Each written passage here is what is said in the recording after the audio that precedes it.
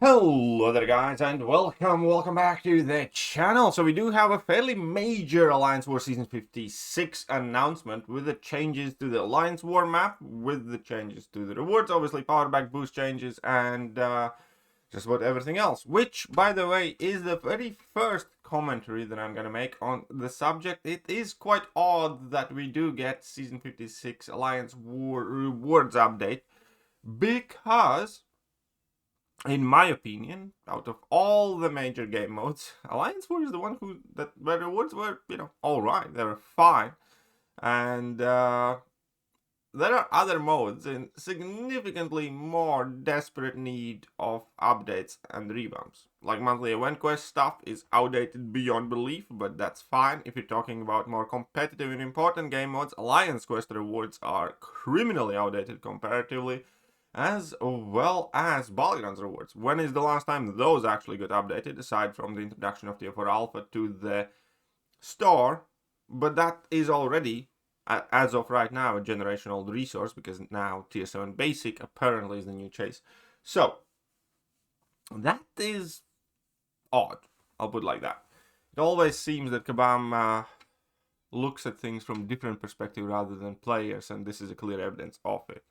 Alliance War definitely was the last of all game modes in the needs department that should have gotten updated from the main ones anyways. Right, so let's actually take a look at them. Hey y'all, and welcome to another changelog for Season 56 of Alliance War. There are some major changes. This is one of the larger updates that we have pulled off, and there is a lot to go through. Such a larger redefinitions of paths and warm-up, as well as reward updates that will excite the game players with a large source of Tier 7 basic catalysts through. Instead of pushing everything into the forward, let's just get to the nuts and bolts. Okay, so timeline, obviously February 12th is when the off-season starts, and then Wednesday, March 5th is when the actual season starts. So the 3 weeks off-season is going to stand here, but there will be off-season rewards updates for tier 1 maps that will include 3 Valiant Couples crystals, which is quite nice. So players will do per rewards basis. So some Valiant crystals, why not? All right, off-season wars, they were not particularly eventful most of the time. Either you barely joined or it just did like the bare minimum to get loyalty. These rewards will go away once off-season ends for Season 56 on March 5th, so get them while they last. Fair enough. I wonder if they're going to give some other off-season rewards improvements. Major map update, and this is a biggie. So there is one of the bigger shifts in Alliance War map that we have done in a while. In order to modernize the paths and give newer champions more space and breathe in the game, we have decided to do an overhaul of most of the map to create new meta diversity and increase design space for newer champions to flourish in both attack and defense. This is a long time in the making, and we hope that these new node designs create defender opportunities and build better foundation war going forward. Before we begin with how these paths will now being designed, let's go over new buffs. And there are some nasty ones, like high energy diet, where basically is just a big no-no for energy damage, especially Incinerate, Shock, and Cold Snap. And we have Special Burst Neutralize. You're going to be spammed with Neutralize debuffs every time opponent uses special attack now. And then there is Strike Counter Amplify, where you either do all the hits that they require of you to do, or opponent's going to do more damage to you. Vitality, same, improves the regen rate. Sixth Sense, this is a major one actually, because Sixth Sense buff is very, very awful. So Defender has 50% chance to auto-block all medium and light attacks. So you either just parry heavy, or you have to have a direct counter to auto-block.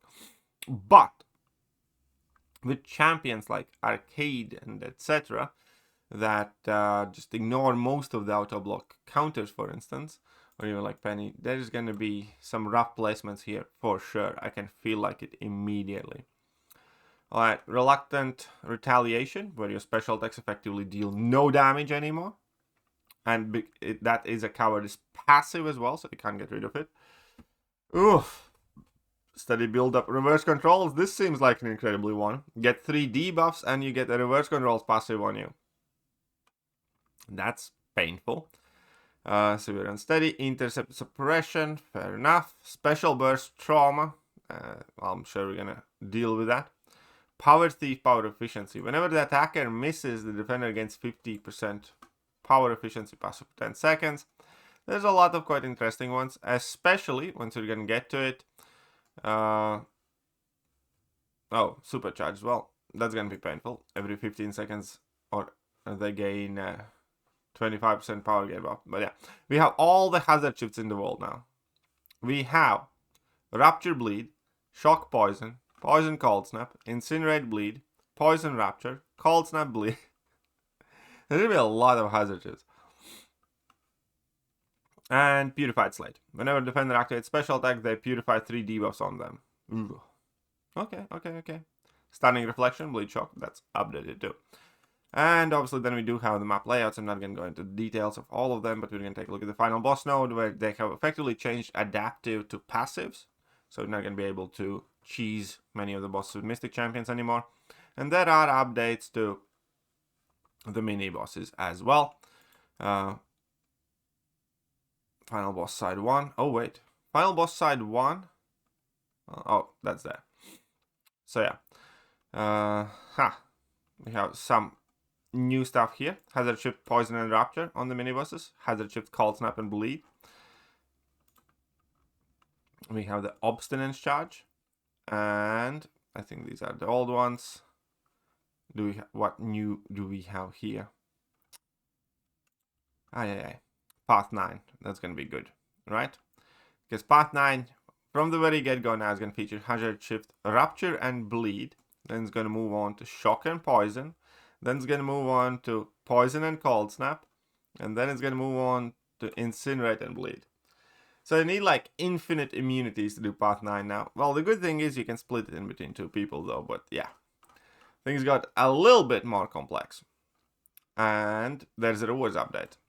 But mainly the big thing that's added is 63,000 tier 7 basic catalyst shots, which is a full catalyst.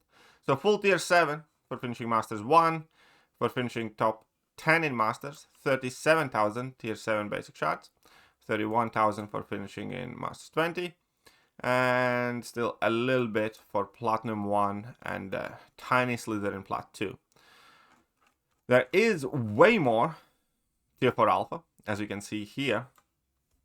That's effectively 4, I believe. 4 full tier 4 alphas in there. Then it's like 3 and a bit here. I think Masters top 10 effectively works out as 3 tier 4 alphas. Which, you know, is a solid haul, finishing Masters top 10. This is a major drop. This is immediately a full tier 4 alpha less. Ouch. 2 for finishing Masters top 20.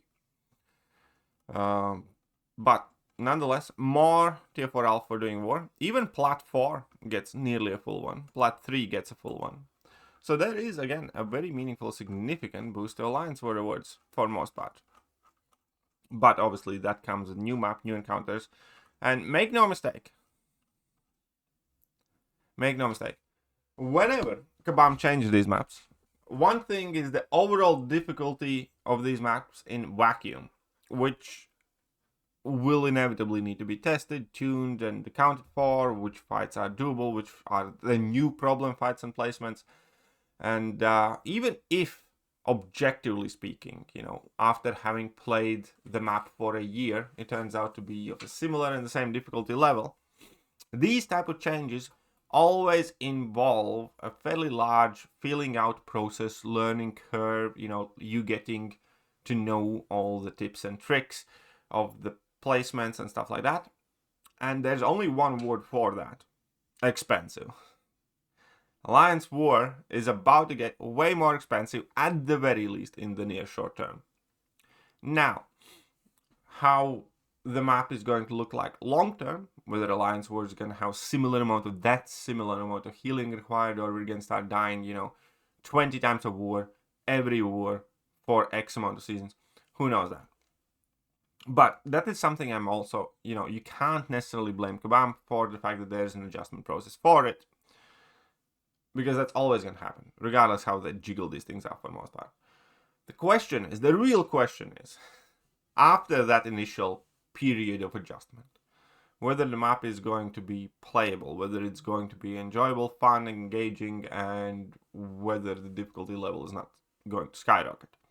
Obviously, for that is something that we need to take kind of word by word, step by step basis. I'm sure there's going to be a lot of feedback flowing into Kabam, but at the same time, in the short term, you can definitely expect a lot more growing pains, so to speak, whilst people get used to it. Additionally, attacking tactics for heroic and challenger map effectively are getting cut down to one tactic to choose from in hopes to clear up the choice and focus on the core experience of Alliance War. For heroic and challenger maps, you will have one attack tactic available to help in the fight threats that you will encounter in Alliance War. The attack tactic in question is found below in the defensive tactics section. And there you go. So the defensive tactic, the new tactic of the season, effectively reads as follows.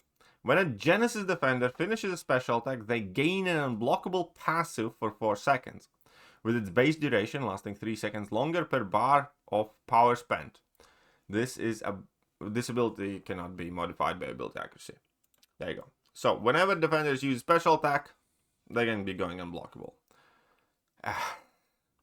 Additionally, if a #Coda attacker punishes the defender's special attack, they remove all unblockable effects on the defender and gain an unblockable passive for 5 seconds. Pause during the defender's special attacks.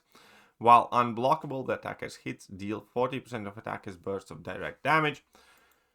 And that directly counters it. Only if you can punish the defender's special attacks, though. So for that, I will have to make a separate video going over the lists of champions for these new tactics, Coda and Genesis, because there are plenty of champions in the game whose special attacks are borderline or impossible to punish, especially with the new AI recovery times, which is one of the main things that kind of get me worried now, because we're all about to get parried dashing in after special attacks. That is just a fact. That is guaranteed. There's so many champions that randomly can parry you now. Every other special attack, like, Nick Fury, like Serpent, you used to have enough time to punish at level 2. Now, not so much. And, yeah, so we are going to get parried a lot. Because the alternative is going to be either they go unblockable, and there's not much we can do about it, or we get parried and get smacked in the face, and they go unblockable. So, fun. But, again, have to play through it to know exactly how it's going to be. Powerback Boost 2.0. Powerback Boosts have been meta-defining and incredibly powerful part of Alliance War for many years. While incredibly powerful, we have long felt that they trivialized challenges on the map and dealt massive damage and ignoring some of the expected threats of the fight before that happened. This is something we're looking to course correct. We don't want to totally remove their value, but we want to at least dial back just how effective they are to coincide with the new update. Launching us alongside new season, powerback boosts will thus be limited to 50% of the power spent on the attack. And it is spent power, so Professor X and Dust, is going to get back less power, basically. This sucks. I mean, we all know about it at this point, though. With this change, this will help us regularly ensure that fights are difficult and that our challenge isn't just have 2 charges on Corvus and a power back to blitz the fight. Getting those 2 charges was part of the Alliance War strategy, though. FYI, you dicks. Also worth noting here, the description of the boost has been updated, blah blah blah. Sure. I actually spoke with somebody in my comment section who took Corvus to rank 4 already, and is absolutely pissed off now. Just imagine, you take your Corvus to rank 4 and like 2 weeks later, Kabam does this. Ooh boy. And here are the bands. So, Whitelist, Hercules and Silk. Sorry, Blacklist, Hercules and Silk. Whitelist, Titania and Photon. Expert maps, Silk and Count Nefaria. In Blacklist, Whitelist, Titania and Photon. And Blacklists and Challengers, Silk, Whitelist, Titania. So the next Alliance War season is going to be significantly more interesting. Let's say it like that. It's also going to be significantly more expensive. But that is the Alliance War update. Let me know what you guys think, and I'm going to catch you guys soon. Bye-bye. Hello there, guys, and welcome back to the channel. So we have all the information about the next